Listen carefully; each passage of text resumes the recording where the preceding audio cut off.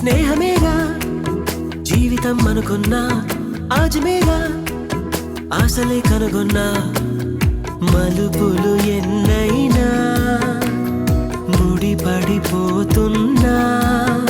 ఇక సెకనుకెన్ని నిమిషాలు అనుకుంటూ రోజు గడపాల మది కోరుకున్న మధుబాల చాలే ఈ గోలా